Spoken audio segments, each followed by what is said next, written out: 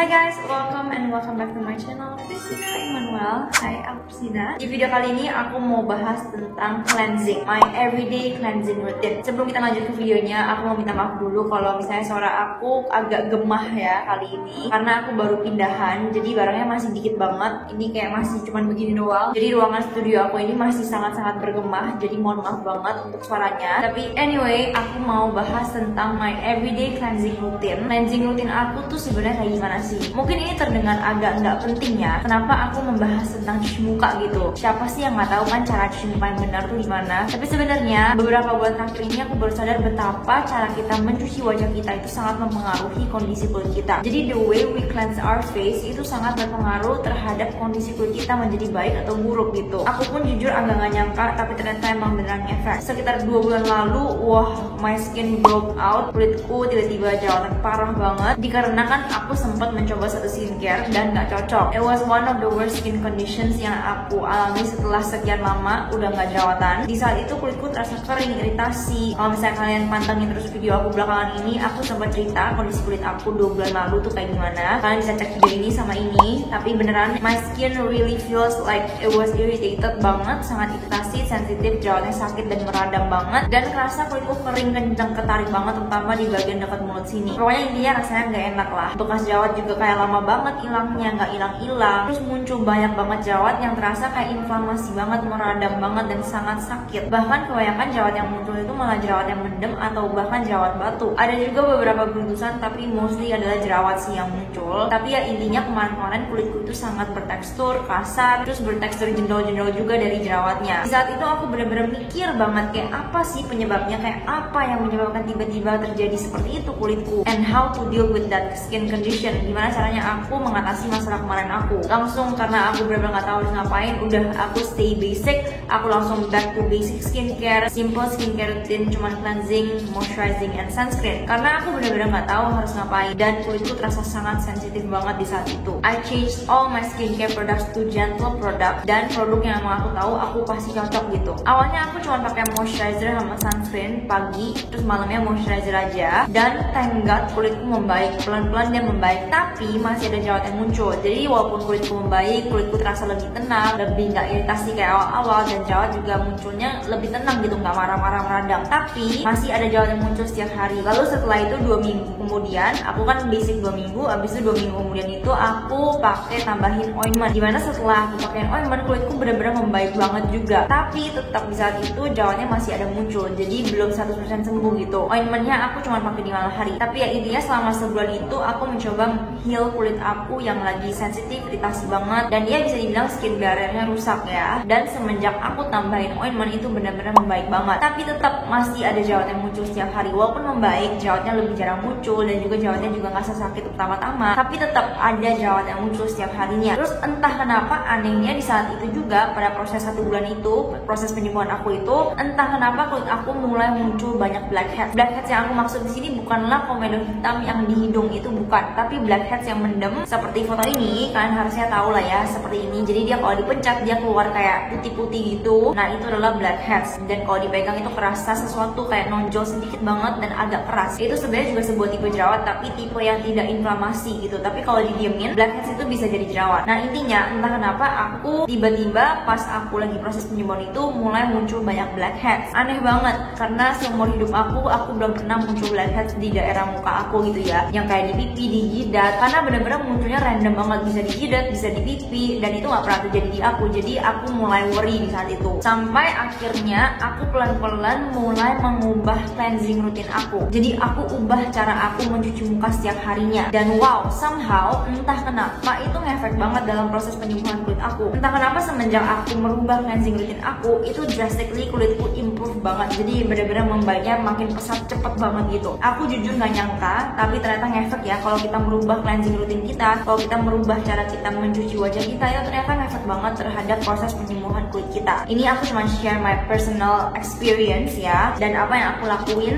di saat kemarin-kemarin itu. So ya, jadi aku bakal share ke kalian my cleansing routine dengan 10 tips. Jadi tips pertama dalam cleansing routine atau dalam memilih cleanser adalah aku personally selalu choose mild cleanser. Maksudnya mild cleanser itu apa? Mild cleanser itu adalah gentle cleanser. Cleanser yang surfaktannya itu gentle. Surfaktan itu kalau kalian nggak tahu, surfaktan itu adalah kayak pembersihan di dalam sabun cuci muka. Kayak misalnya deterjen itu kan pasti ada kandungan di dalamnya yang emang efek itu untuk membersihkan gitu ya. Nah, surfaktan itu efeknya untuk membersihkan. Tapi surfaktan sendiri itu baik di sabun cuci muka atau sabun cuci badan itu ada berbeda-beda juga tipenya. Ada yang gentle, ada yang harsh. Nah, dalam mencuci muka, aku sangat memilih dan sangat picky dalam memilih sabun cuci muka yang memiliki kandungan surfaktan yang gentle. Misalnya ini aku belakangan ini lagi suka sabun cuci muka ini. Ini dari brand lokal namanya Skin Time. Contoh nih ya, di dalam cleanser ini aku lumayan suka banget nih sama cleanser ini. Dia tuh super gentle, mild karena kandungan surfaktan yang dipakai di sini itu adalah coca midropropyl betaine dan coco glucoside. Itu adalah surfaktan yang berbasis coconut, dimana sering banget dipakai di cleanser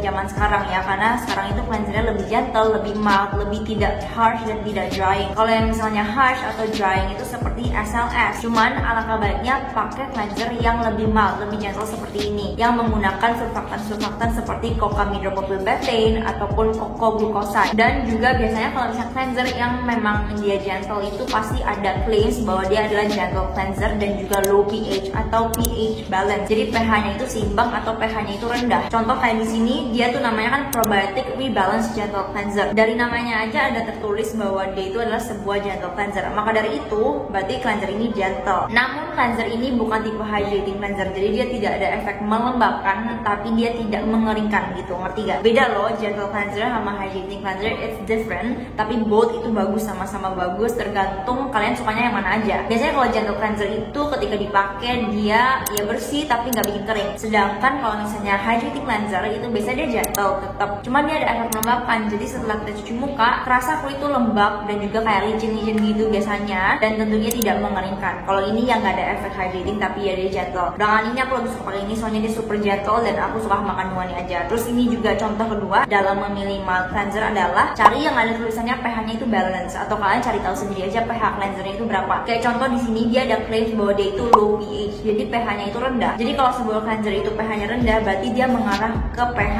yang lebih asam. Acidic is asam, right? Pokoknya acidic cleanser is better than alkaline. Terus biasanya kalau cleanser yang gentle dia juga ada claims bahwa dia non-drying. Kayak di sini dia tulis cleansing without over drying, jadi membersihkan tanpa mengeringkan. Jadi cari juga kayak claim seperti itu. Ini cleansernya dari Skin Time ini dia juga ada claims bahwa dia bisa untuk brightening and moisturizing. Kalau dari yang aku rasain dia itu tidak ada efek moisturizing atau hydrating ya di kulit aku. Namun dia memang gentle dan juga apa ya, suitable for sensitive skin menurutku. Dia ada claims untuk brightening karena dia ada kandungan niacinamide. Ntar sih aku mungkin bakal ngomongin cleanser ini, tapi aku mau ngomongin dulu cara memilih cleanser gimana sih. Cuman ya aku lagi suka ini, bagus banget. Aku suka teksturnya, aku suka how it feels on my skin and the ingredients and how gentle it is to my skin.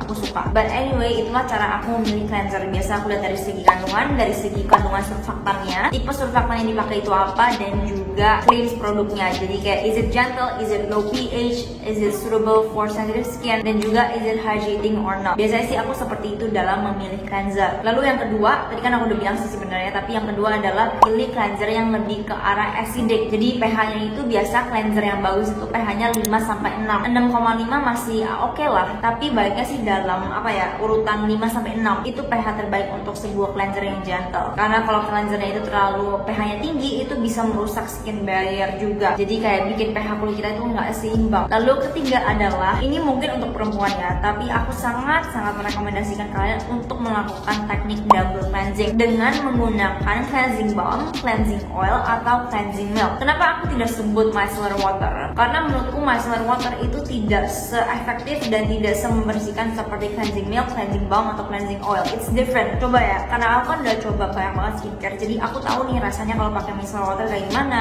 rasanya kalau cleansing balm gimana, perbedaannya tuh gimana, aku ngerti gitu loh. Dan aku ngerti banget kenapa everyone mostly itu sukanya cleansing balm, karena memang beda banget. Coba deh kalian coba, kalau misalnya kalian belum pernah cobain cleansing balm, cleansing oil, atau cleansing milk, dan sekarang kalian cuma pakainya micellar water, aku sangat saranin kalian untuk coba deh, coba pakai salah satu dari tiga aku sebut itu, cleansing oil, cleansing balm, cleansing milk. Itu sangat membuat perbedaan. Tiga ini tuh membersihkan kulit lebih baik, membersihkan makeup lebih bagus, lebih apa ya, remove makeup tuh bener-bener bersih banget. Jadi nggak ada makeup yang tersisa di muka kita untuk menyumbat pori-pori. Lalu kedua, menurutku cleansing balm, cleansing oil, atau cleansing milk itu is so much gentler, dia lebih gentle di kulit karena kita tidak perlu menggunakan kapas dan menggosok-gosok wajah kita dengan kayak kenceng gitu loh. Kalau misalnya kita pakai cleansing balm, cleansing milk atau cleansing oil, dengan kita usap-usap wajah kita aja, dia tuh makeupnya langsung meleleh dan langsung luntur. Sedangkan kalau kita menggunakan micellar water, itu kita harus kayak gosok-gosok gitu dan lumayan lama, dan itu bisa mengiritasi kulit, which is not good. Itu nggak baik untuk kulit ya. Dan aku sangat-sangat rekomen banget beneran, karena beda banget ya, aku nggak bohong. Coba deh cleansing balm, cleansing oil atau cleansing milk, coba kalian cari tahu review-review produk seperti itu yang bagus apa aja, dicoba sendiri gitu loh. Mungkin aku bakal bahas di video-video selanjutnya karena aku lagi coba banyak cleansing balm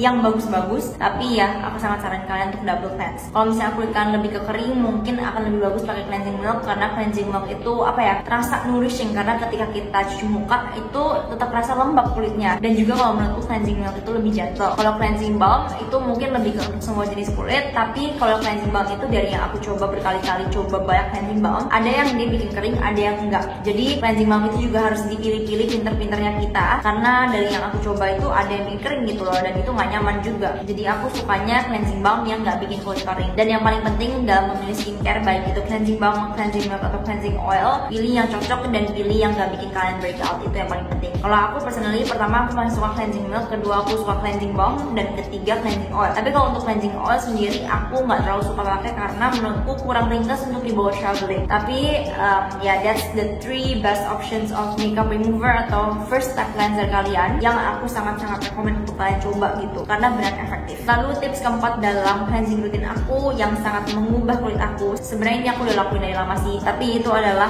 cuci tangan sebelum cuci muka. Aku tahu mungkin ini terdengar sangat basic dan sangat ya apaan sih gitu ya, siapa yang nggak tahu ini gitu, tapi sering kali tuh ya banyak orang rata-rata, terutama lelaki, dan itu mungkin termasuk pacar aku, banyak orang tuh suka nggak cuci tangan dulu sebelum mereka cuci muka, dimana itu sangat-sangat tidak baik karena kita sehari-hari itu pegang banyak banget barang, apalagi kayak HP kita itu udah berjuta-juta bakteri nempel, dan mungkin kalian tipe orang yang nggak pernah bersihin HP kalian, terus kalian habis pegang HP, pegang pintu, pegang apapun lah sehari-hari, terus kalian pulang mau cuci muka, mau mandi, tapi kalian nggak cuci tangan dulu. Menurutku itu salah besar banget. Dan ya kan, pegang sabun cuci muka kalian taruh sabunnya ke tangan, kalian cuci muka, itu bakteri dari tangan nempel ke wajah juga, jadi kayak gak higienis saja menurutku, dan juga mungkin itu bisa menyebabkan jerawat dan gak bagus gitu loh. Jadi ya ini mungkin terdengar sangat simple dan mungkin terdengar gak penting, tapi sebenarnya ini ngefek banget ke kulit kita loh. Jadi aku sangat saran kalian untuk cuci tangan dulu sebelum cuci muka. It is very very important. Lalu tips kelima dalam mencuci wajah kalian, menurut aku based on my cleansing routine adalah pakai sabun cuci muka jangan pelit-pelit, pakai secukupnya,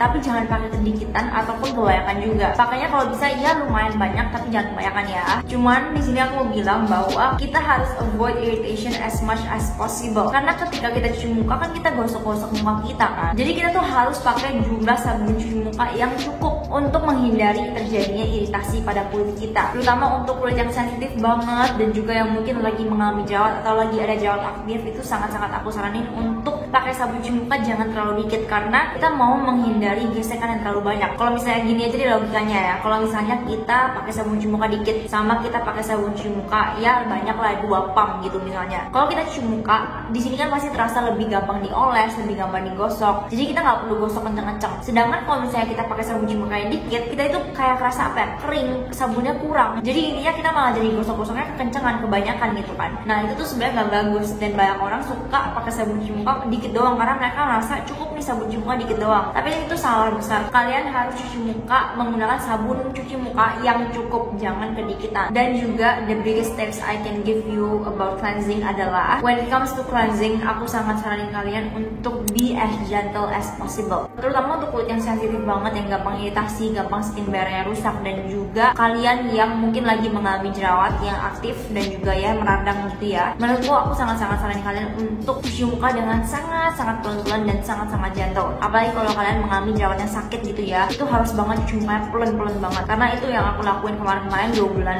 lalu ketika aku breakout parah. Ketika aku cuci mukanya pelan-pelan banget, itu sangat mengubah kondisi kulit aku menjadi lebih baik banget. Aku nggak bohong, itu ngefek banget, padahal terdengarnya kayak simple banget ya, masa mengubah cara kita cuci muka itu bisa sampai segitunya gitu ya, tapi beneran ternyata ngefek. Jadi aku sangat rekomend kalian untuk be as gentle as possible ketika mencuci wajah. Jangan beri tekanan ke muka kita, jadi ketika cuci muka jangan kasih pressure gitu, karena once again aku sering banget ngomongin ini bahwa irritation is equal to acne. Jadi avoid irritation maka less acne, dan aku sangat-sangat setuju dengan itu. Sama juga sih sebenarnya dengan menggunakan kapas. Kayak kalau misalnya kita mau remove makeup menggunakan kapas gitu ya. Kalau mau pakai micellar water atau pakai yang makeup remover khusus mata gitu, itu kita harus kapasnya basahin sampai benar-benar basah. Jadi nggak ada sisa bagian kapas yang kering. Dengan itu harusnya kita nggak perlu gesek muka kita terlalu lama atau terlalu banyak karena kapasnya benar-benar basah gitu, ngerti gak? Jadi kalau misalnya aku biasa kalau mau remove makeup mata, aku pakai kapas dan aku benar-benar basahin kapasnya dengan makeup remover yang aku pakai. Terus habis itu biasa aku taruh di mata,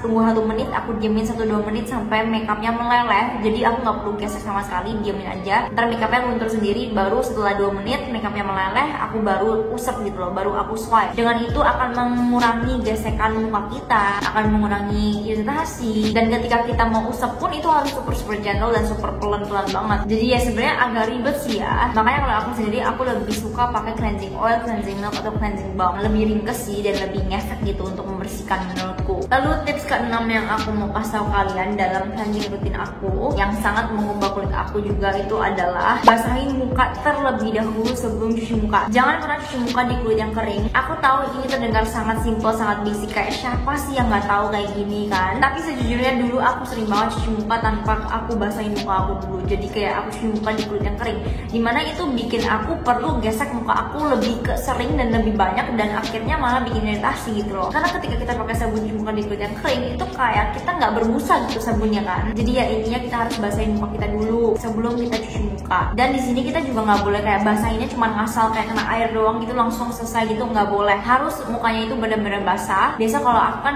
cuci muka pas shower ya. Jadi biasa aku kayak kenain muka aku ke air dari shower itu sekitar 3 menit lah, 3 menit kurang lebih, sampai kulit aku benar-benar basah, baru aku pakai sabun cuci muka untuk mencuci wajah aku gitu. Kalau misalnya aku lagi cuci mukanya di wastafel, berarti biasa aku 5 kali splash sampai 10 kali splash ke muka aku airnya sampai benar-benar muka aku basah. Itu lumayan ngefek banget di aku. Jadi ya aku sangat saranin kalian untuk basahin dulu muka kalian sebelum cuci muka. Lalu tips ke-7 yang aku bisa share ke kalian dalam cleansing rutin aku adalah cuci muka jangan lama-lama dan jangan kencang-kencang. Harus benar-benar gentle banget. Kelamaan cuci muka bisa bikin kulit iritasi, itu no debat, udah pasti bisa bikin iritasi. Terus kekencangan cuci muka juga bisa bikin kulit iritasi kalau kita terlalu put pressure kepada tangan kita. Jadi kalau kita cuci muka terus tangan kita kasih pressure yang sangat kencang ke muka kita, itu juga bisa bikin kulit iritasi. Gosok kelamaan kekencangan muka kita juga bisa bikin iritasi. That's why jangan cuci muka kelamaan dan jangan keseringan, dan juga jangan kekencangan. Itu tips terbesar dari aku sih. Apalagi kalau misalnya kulit kalian lagi sensitif banget, iritasi, skin bare lagi rusak, atau mungkin lagi mengalami jerawat gitu ya, aku sangat-sangat tidak saranin kalian untuk cuci muka kencang atau terlalu lama,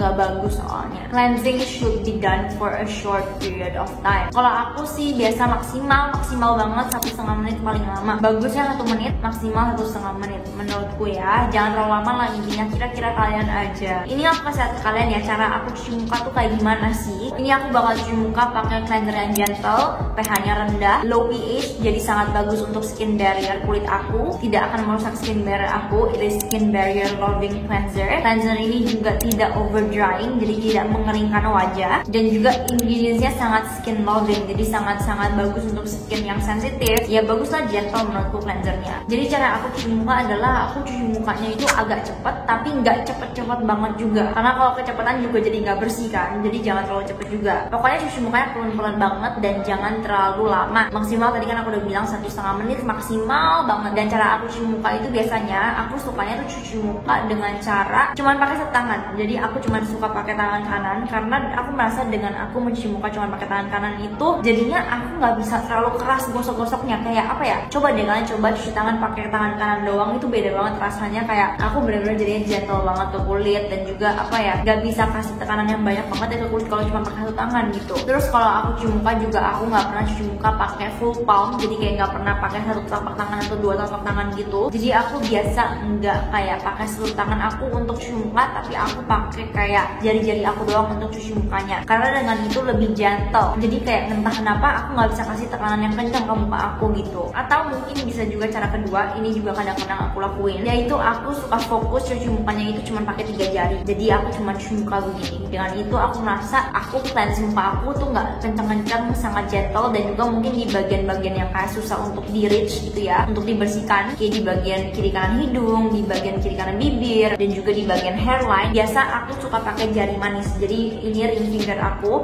suka pakai ring finger untuk membersihkan bagian-bagian wajah aku yang agak susah di reach gitu loh. Kayak di sini itu biar bener-bener bersih. Ini by the way cleanser yang aku pakai kan dari Skin Time, tadi aku udah bilang ya. Aku mau bahas juga tentang cleanser ini. Jadi pertama, Skin Time ini adalah skincare brand dari lokal, lumayan baru. Dan ini aku pakai cleanser ini sih sebenarnya on and off. Jadi kayak 2 minggu pakai, 2 minggu enggak, karena kan aku coba skincare banyak banget. Tapi untungnya selama aku pakai ini, kayak misalnya 2 minggu pakai terus stop, 2 minggu pakai lagi, untungnya selama aku pakai itu tidak ada bermasalah ya di kulit aku. Jadi nggak ada kayak bikin jerawatan, nggak ada bikin jerawat muncul, bulusan muncul, itu nggak ada. Malah dari produk lain yang akhirnya aku nggak bisa review juga karena ngacok dengan skincare-nya, tapi malah ini membantu kulit aku justru, entah kenapa. I don't know why, tapi this cleanser is very gentle sih. Walaupun dia nggak ada efek lembab hydrating di kulit aku, padahal aku sebenarnya lebih suka tipe hydrating, tapi entah kenapa malah kulit aku cocok banget sama ini. Dia sangat gentle, sensitive skin friendly juga menurutku kalau aku lihat dari kandungannya. Aku bakal bahas satu-satu deh ya, dari segi kandungan, tekstur, feel-nya di kulit aku, dan juga plus minusnya dan juga efektivitasnya di kulit aku tuh kayak gimana. Pertama, menurutku ini kan tadi aku udah bilang sensitive skin friendly, tapi menurutku ini juga lumayan acne prone skin friendly. Kenapa aku bisa bilang gitu? Karena pertama aku acne prone dan selama aku pakai tidak ada efek negatif kayak bikin jerawat itu, untungnya nggak ada loh. Padahal ternyata aku baru sadar kalau kulit aku tuh lumayan sensitif banget sama cleanser gitu. Jadi aku nggak terlalu cocok sama banyak cleanser ternyata. Dulu aku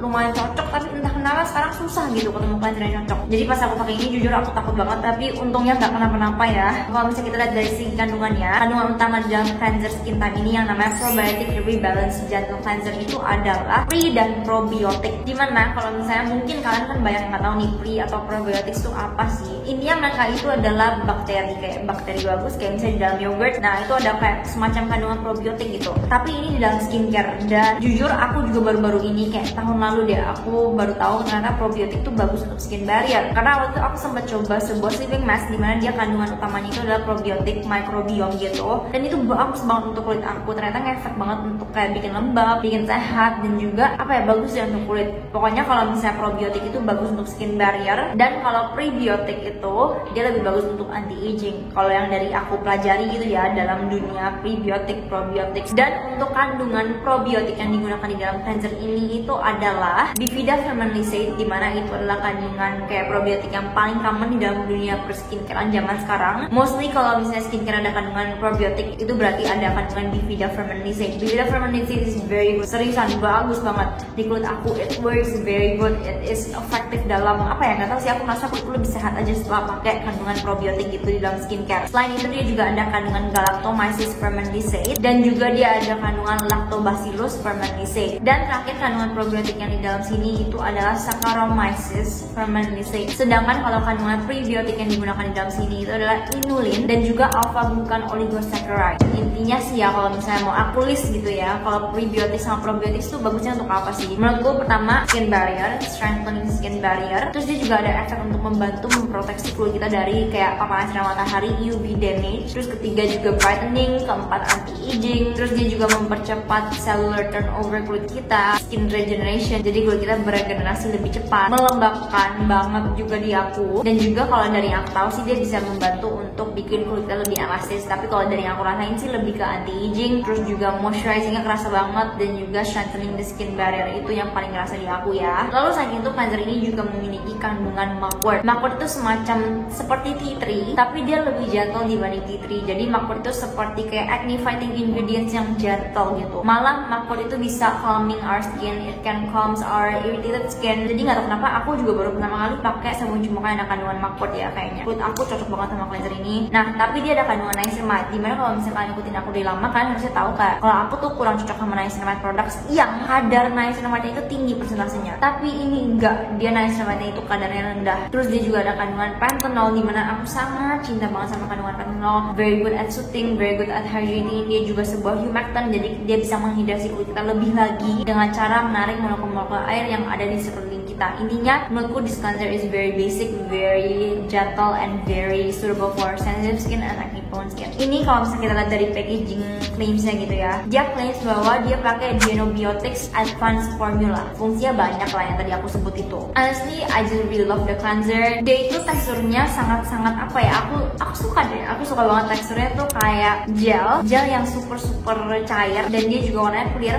Tapi kalau dipakai busanya minim banget, sangat-sangat minim busanya, tapi busanya halus banget. Jadi pas dipakai ya bener-bener apa ya, gentle aja, rasanya enak deh. Aku sangat-sangat suka. Untuk dari segi harganya, menurutku dia bukan tipe cleanser yang sangat-sangat murah gitu ya, affordable. Dia masih masuk affordable tapi bukan sangat murah gitu. Dia harganya 101.000 di Shopee. Menurutku oke banget untuk kualitas cleanser seperti ini dengan kandungan yang aku sangat-sangat apa ya, kulitku suka gitu loh. Plus dan minusnya menurutku dari segi efektivitas di kulit aku sangat ngefek untuk membersihkan wajah aku ya. Maksudnya dia bener-bener apa ya, membersihkan gitu dengan baik, tapi sangat gentle dan non irritating. Kandungannya bagus, kualitasnya menurutku sangat-sangat oke. Harganya ya oke lah, not overpriced tapi nggak terlalu murah juga, standar. Lalu aku juga mau bahas skincare lain dari Skin Time. Skin Time ini juga punya essence dan juga sebuah serum. Aku bakal pertama ngomongin essence-nya dulu. Ini bagus banget, aku suka banget. Jadi ini itu seperti semacam essence plus toner, karena sebenarnya basically toner sama essence itu sebenarnya mirip-mirip banget. Yang penting tuh kandungan dalam sebuah produk menurutku ya. Dan emang dia claims bahwa ini tuh act sebagai 2-in-1, jadi toner plus essence gitu. Namanya itu Probiotic Rebalance Treatment Essence. Pertama kali ya aku baca kayak kandungannya, aku udah tertarik banget sama produk ini karena emang apa ya, menarik banget, kandungannya bagus, terus kayak claim produknya bagus banget, dan aku suka kan sama kandungan probiotik. Untungnya beneran cocok loh, beneran. Maksudnya kulit aku nggak kenapa-napa gitu pakainya, malah aku suka banget. Ini sangat-sangat menghidrasi kulit aku banget, terus nggak bikin breakout, nggak bikin iritasi. Aku bahkan pakai ini pas kulit aku lagi iritasi kemarin, bagus banget beneran. Terus apa ya, aku suka wanginya tuh nggak menyengat. Aduh, aku merasa this brand butuh apa ya, butuh lebih dikenal orang karena menurutku sangat-sangat bagus. Kerasa apa ya, menghidrasinya kerasa banget, soothingnya dapat juga karena emang kandungannya ada yang soothing. Ntar aku bakal ngomongin, tapi secara efektivitas di kulit aku bagus banget, suka banget aku suka banget. Aku pasti harganya berapa, ntar aku bakal taruh di sini harganya, tapi berapapun harganya menurutku ini worth it karena my skin just really love. Nggak tahu ya, kayak probiotik tuh bagus banget gitu di kulit aku. Aneh, aku baru tahu belakangan ini gitu. Kalau misalnya kita lihat dari segi kandungannya sama seperti cleansernya, dia ada kandungan pre dan probiotics, dan juga dia pakai formula yang namanya Genobiotics Advanced Formula. Fungsi prebiotik sama probiotik sama seperti tadi aku udah sebut. Selain itu dia juga memiliki kandungan mugwort, niacinamide, panthenol, allantoin, dan polyglutamic acid. Aduh, kalau kalian ngerti skincare ingredients, ini kandungannya bagus banget menurutku, bagus banget. Dia ada soothing dari mugwort, ada dari allantoin, ada dari panthenol, terus ada hydratingnya dari panthenol, terus ada hydratingnya dari polyglutamic acid, dan dia juga emang claim sih dia bisa untuk brightening karena dia ada 3% niacinamide. I didn't feel untuk brightening efeknya di kulit aku, tidak terasa gimana ya, tapi aku sih suka banget sama efek hidrasi yang dia berikan, dan juga kayak rebalancing, kayak aduh sesuai dengan namanya, dia benar-benar kayak bikin kulit aku lebih sehatnya cepet gitu. Boleh banget sih kalian coba cek Instagram mereka atau Shopee, kalian langsung cek aja review mereka. Menurutku this one give it a try banget.